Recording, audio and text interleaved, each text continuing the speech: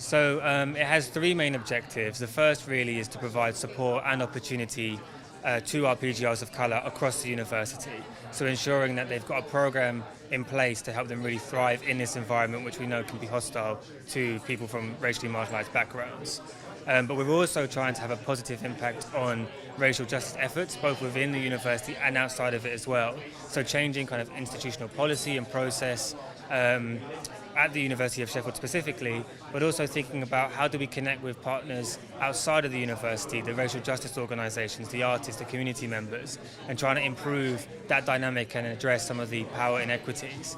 And I guess another objective that's key is about creating a network of PGRs, of our partners, of academic staff here, all invested in racial justice work, and to really see the benefit and maximise the potential of bringing people from different experiences, perspectives, and cultural backgrounds, bring them into one space, and together kind of cultivating new strategies for addressing systemic oppression within Sheffield and beyond. Thanks, Dr. Mason. How many strands of work are in this, and how long do you anticipate it will last for now? So the centre is funded currently for up to 3 years by UKRI and OFS. We hope that it will go beyond that, but the 3 years allows us to really experiment with some of the activity strands that we've initially put in place, and to make sure that it's really benefiting our students and that it's working for our partners as well. But there are 5 key main ones at the moment. So we have funded collaborative projects, so that will ensure that PGRs can work with our partners on a project up to £10,000 that specifically focuses on racial justice. We have training workshops. Some of those workshops will be about enhancing knowledge around anti-racist praxis, but there will also be more practical ones around career development for our PGRs as well, ensuring that they're kind of prepared to go beyond their PhD experience and enter kind of the world of employment. We have a mentoring scheme, so that will be staff members of colour across the university mentoring our PGRs, kind of sharing their own knowledge, their own experiences of the university, helping them to thrive in this environment again. We also have a centre archive. This is more of a creative space where PGRs can come and document and discuss and share their experiences of identity, of the university, or of racial justice work, but in a creative way. And we have a plan to have podcasts, an online blog. We're going to publish a book at the end of each year as well that kind of captures those experiences. It's a really open space. It's really up to the interest of the PGRs that come and work with us on that. But we want to really emphasise the importance of creativity in racial justice work and for recording our individual experiences and collective ones. And finally, the last activity is our reflective session. So this is again an open discussion group where PGRs can come into a room and just talk about what they're going through at that moment in time, and to explore that as a collective from people that are having similar experiences as well, and just facilitate a space for that kind of emotional unburdening, recognising that there's not typically a space for that within a university. And the final thing I should mention as well is the fact we'll be doing public events as well. So beyond those 5 activity strands, we also want to ensure that the wider public are engaged with what we're doing and having some sort of input. So there'll be public-facing events throughout kind of the calendar year, and the first one will be in February. I am Dr. Munda Abdi. I am the director of MA Consultancy Limited. We work with organisations all over the world to develop anti-racist and decolonial practice. We work with scholars, consultants and activists from all over the world, and so it really is about offering a global perspective on what anti-racism work means. We've done a lot of work on being anti-racist, especially with institutions. Speak a bit more as to why this work is actually important, especially with this collaboration.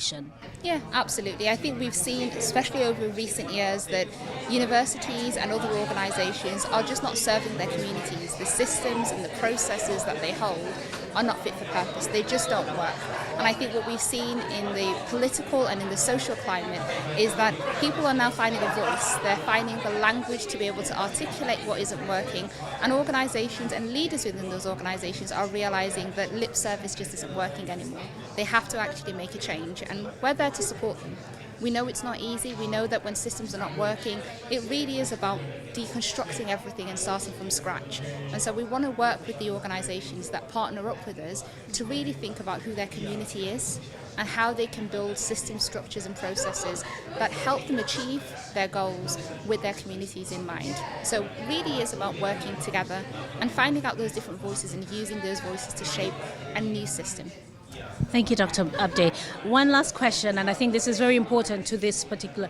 You have been, the partners have been a part of the collaborative process of developing this. How has that journey been, and what are the lessons?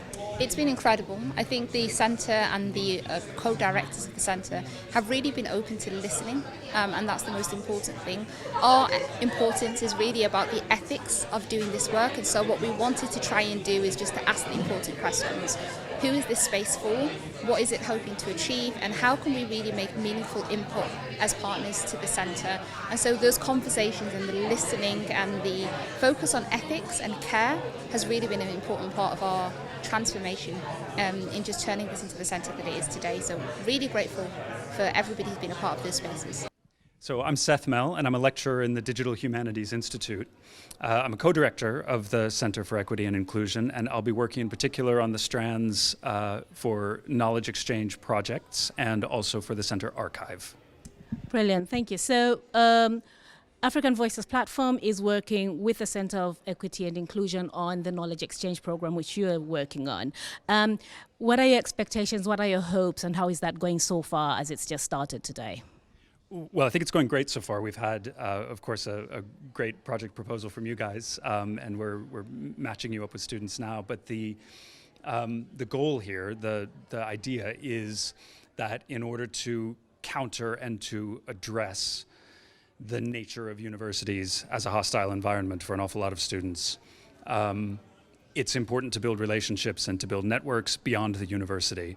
That's a way of responding to the university with something that's bigger than the university in a way. So in order to build connections between postgraduate researchers of color and also between organizations locally and regionally that work on social and racial justice, and to build consciousness and activism and means and methods towards making universities and the region a better place.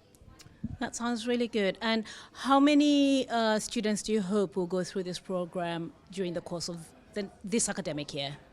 That's a really good question. So over the course of the next 3 years, we would really like to see anywhere from 20 to 40 students go through this sort of program. And some of the projects will be smaller, some of the projects may very well be bigger. It's possible that we'll have projects that have just 1 or 2 students, or that we could have projects that have many more students.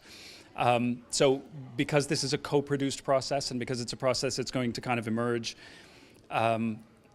over time, and also because this is, as Alex said, this is our intention as a first step, but really it is a creative process more than an end product.